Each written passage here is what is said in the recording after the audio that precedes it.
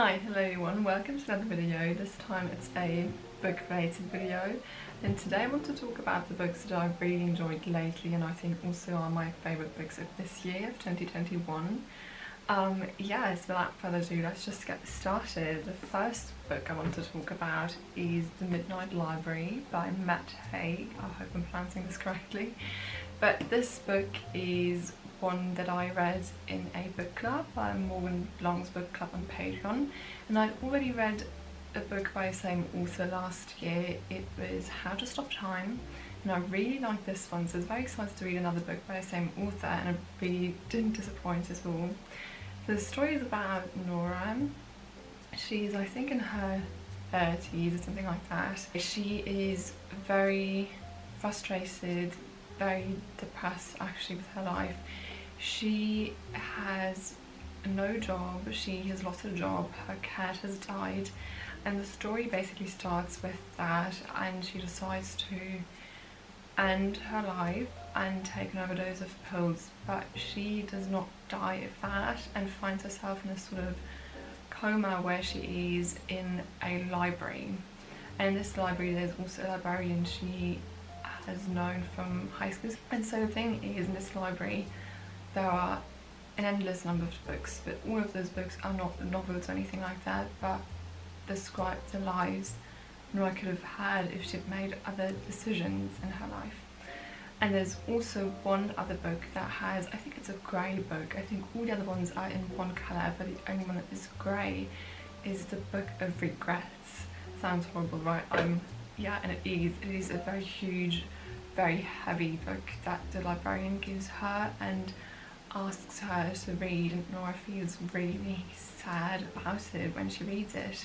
And so the thing here is that the librarian tells her about all of these regrets and tells her how this library works, and the thing is that so Nora can just pick any book, any life, and read the book, and then through that she'd be transported into this alternative life, this parallel life she could have led if she had made other decisions.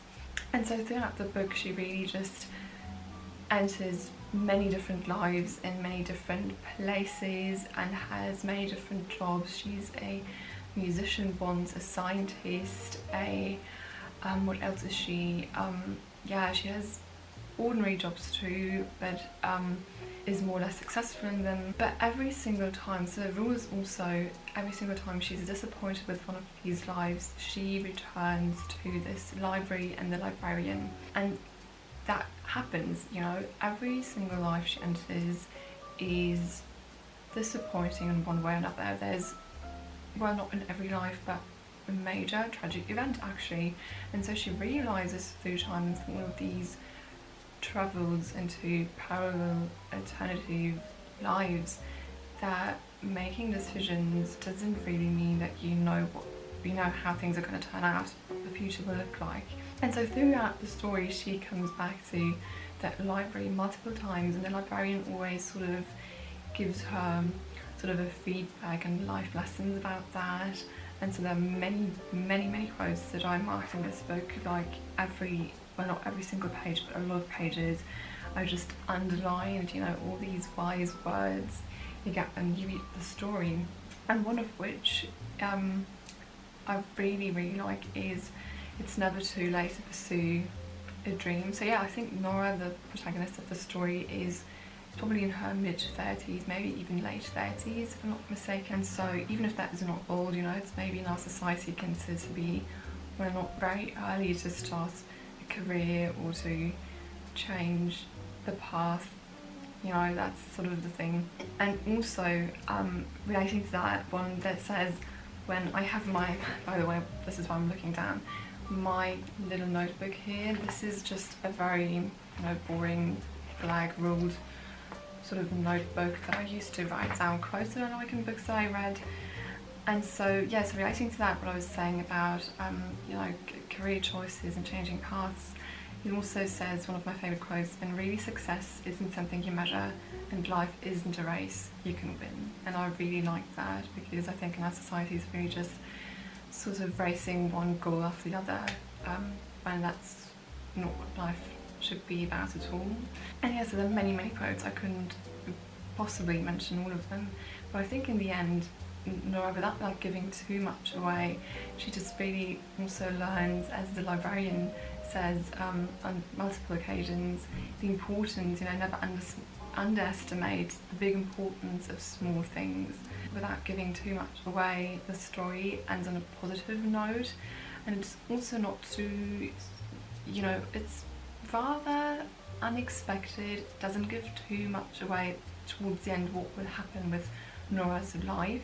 It's very hopeful and life affirming, I'd say. So I really highly recommend this book if you're looking for something that is where it is also sort of sad, but still you can learn a lot from reading this book, and it gives you a lot of great quotes and life lessons. If you struggle with regrets and things like that, it just gives you another perspective on this. So the next book I want to talk about is one that I have heard so much about, and you probably have too. Maybe you've already read it because it's been, I don't know when this has been published, but yeah, it's been talked about a lot. It is Everything I Never Told You by Celeste Ng. And so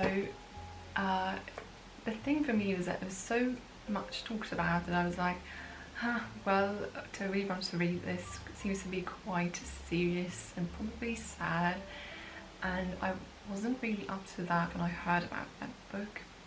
But earlier this year I picked up the second book by the same author, Little Fires Everywhere, which I really enjoyed. It is beautifully written and absolutely amazing, but also, yeah, it's not a light read, and so is Everything I Never Told You. It actually starts, first sentence is Lydia is dead. So it's a really shocking start to a story. This is something you wouldn't find in every book, obviously. But yeah, so this is how the book starts, and this is a huge shock, obviously, to the whole family, her parents, her brother and her sister. And first, they, nothing had pointed towards anything of the sort to happen.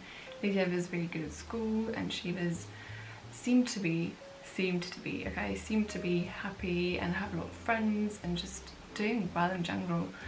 But when she's found in the lake near the family's house, the family's home, there's first, they suspect a neighbour, another kid from school, so there's a police investigation in the beginning, but they, as the story continues, the police investigation is not continued because there's no evidence, no proof of anyone else being involved in Lydia's death. So what we see as readers, what we are given really are multiple flashbacks to the past as far as the parents' first meeting. So it really goes back to, I think, the 1950s, because the book is set actually in 1970s. So it's set 50 years back from today.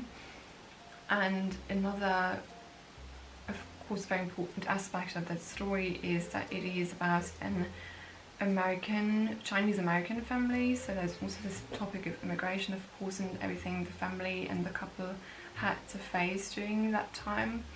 But also another aspect that really was striking for me is that aspect of gender roles and expectations at that time, especially for the mother, Marilyn, who wanted to become a doctor.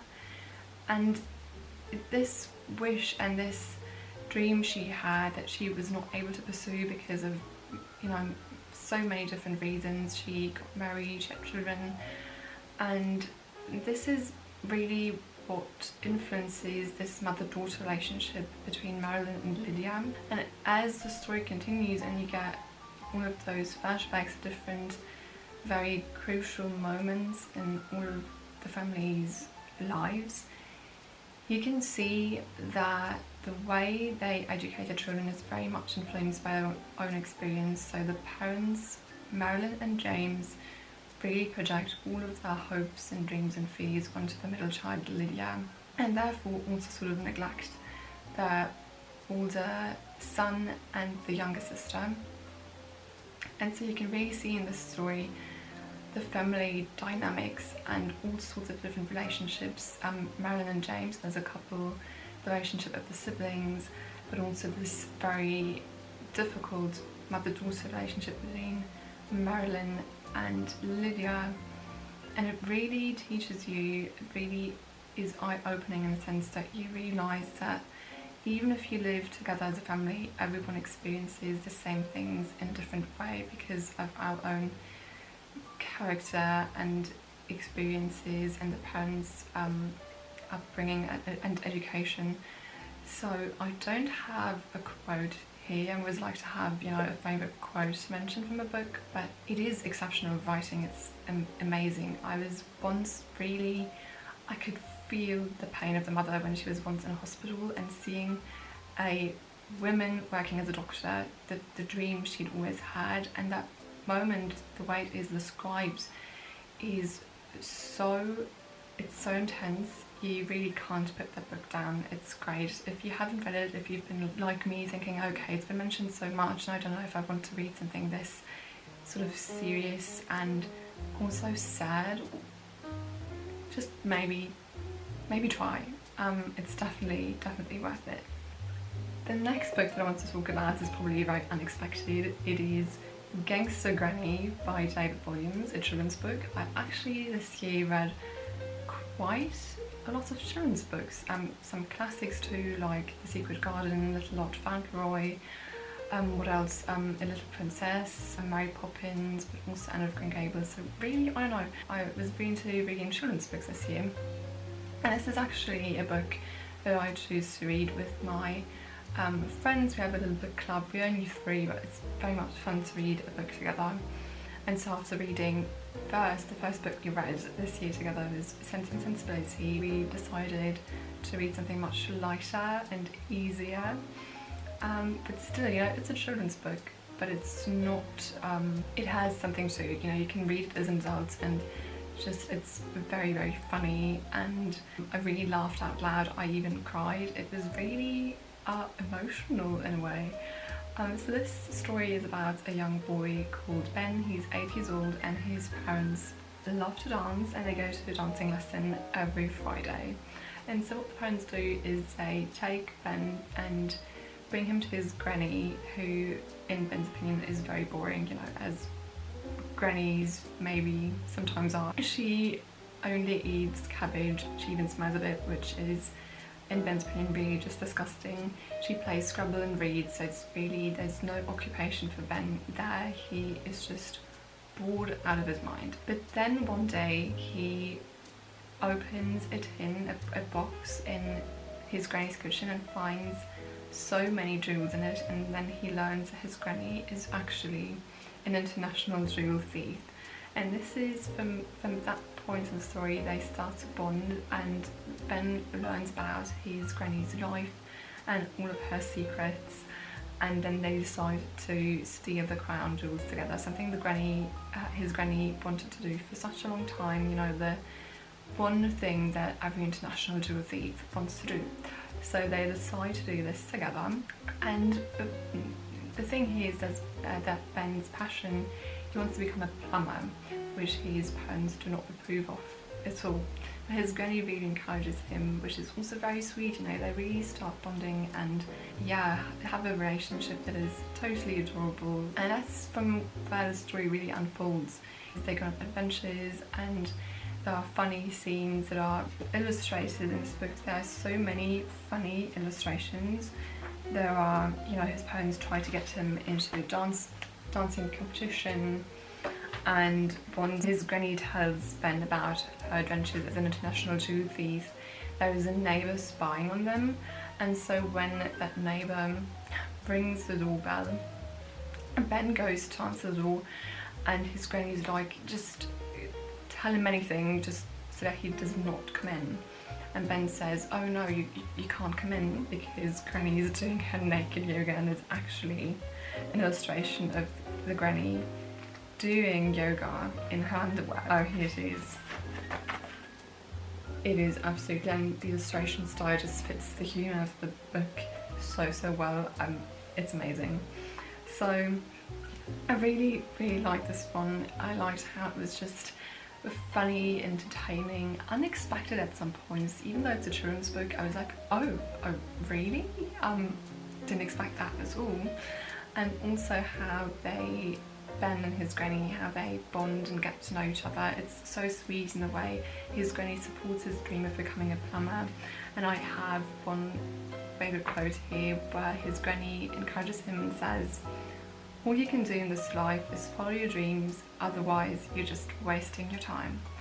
So I think it's really encouraging. If you're an adult and you like to read children's books are highly recommended, or maybe you have a nephew or niece that is of that age and would like to have a story read aloud to them, I don't know, maybe you can find an opportunity to read this book. And the last book I want to talk about is Before the Coffee Gets Cold. I have a French copy because this is my native language, and again, this is one I think you've all heard about before. It's really very popular, it's very well known, and I've heard about it so much. And when I went on a day trip to France a couple of weeks ago, I also, of course, went to a bookstore, and this was, you know, I entered the bookstore and it was one of the first books on display, and I was like, okay, this is a sign, I'm going to buy this book. And I did, and I read it, I finished it, I think on, well, yeah, last Friday, so a couple of days ago. Today's Monday. This book is about a cafe in Tokyo where you can, if you sit on the right chair, travel to the past or the future. And there are multiple rules, one of which being that you have to finish your coffee before it gets cold. You know, the title, Before the Coffee Gets Cold, that's where it comes from. And so there are multiple characters in this book that are introduced in the very beginning, but each chapter, each part, there are 4 parts in this book, focus particularly on one of them and their travel to the past, or one chapter is on a character travelling to the future. And so there is this first story about the young woman who goes to the cafe and expecting her boyfriend to propose, but then he breaks up and leaves. Honestly, I have to say that it was not my favourite story, not my favourite chapter in this book. So I was like, well, okay, let's see what the other chapters are about. And as the story continued, I really just enjoyed it more and more. And I have to say, I think my favourite one was probably the one between the 2 sisters. I think that was the 3rd chapter in the story. And what I really liked in this story is that the travels to the future, or most times it's a travel to the past. It doesn't change the present, but what it does, and what you can see, what it does to the characters, is that it changes their hearts, and that's what the last paragraph in this book says. It says, what I think is really beautiful, is that those travels do not change the present, but they change people's hearts. So it has definitely a very important meaning, and it was a very sort of bittersweet read because there were very heartwarming but also heartbreaking moments in this. Definitely made me cry, and I highly recommend it if you're looking for a shorter read but a very sort of, well, it is heartwarming but sad at the same time. I don't know how to put this into words, but it's really just beautiful and beautifully written, and I really highly recommend it. So yeah, these were my favourite books of this year. I don't believe, you know, it's already November, I don't believe I read any other books that will be able to compete with those that I mentioned so far. But I still want to give you sort of a, you know, TBR, what am I going to read to the end of the year, what am I planning on reading. And the book that I started yesterday is The Secret History by Donald Hart. Again, this is the book for the book club with Morgan Long that I am a part of on Patreon. I'm very excited to read this book. I think it's not a book that I read on my own if it was not the choice for this month's Patreon book club. So I'm really excited to read that. I think it will take me quite some time because I'm a very slow reader actually, and it has about, let me check, it has 606 pages, so yeah, I think that is going to take me quite some time. And then another book I'm planning on reading is Mystery in White by J. Jefferson Ferraggi. I'm going to write it on the screen so that you can read it. It's from the same period as Agatha Christie's. I'm very excited to read something from the same period but from another author of that golden age of crime fiction. And this is also a book for a book club at this time with my friends. We chose this one to really get us in the mood, in the Christmassy, wintry mood. I'm very excited for this too.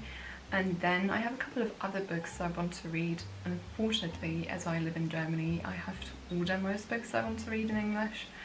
So yeah, there are 2 more books that I'm still waiting for. So the books I'm planning on reading and I'm hoping to be able to get my hands on is Christmas at Little Beach Street Bakery. I've already read the first 2 books in the series. It's a very, light read, very, fun and just very easy read when you do not want to read any sort of heavy literature. And the second one that I'm still waiting for is A Merry Christmas by Louisa May Alcott. And this is a recommendation by a friend of mine, and I was like, oh, this sounds nice, because one of the stories is with the characters of Little Women, and I didn't know that existed. And as I'm such a huge fan of winter and the Christmas time, I really would like to read this year. So this is what I'm planning on reading till the end of the year. I hope I can make it. As I said, I'm a rather slow reader, so I doubt maybe The Secret History and The Mystery in White, and one more rather short book probably to the end of the year. But that's okay. The point is not, it's not a race, it's not a competition, we're not competing. And so I hope you could get some inspiration from this video. Maybe you are now intrigued in some way to read one of the books that I mentioned. And I'll see you very soon. Bye!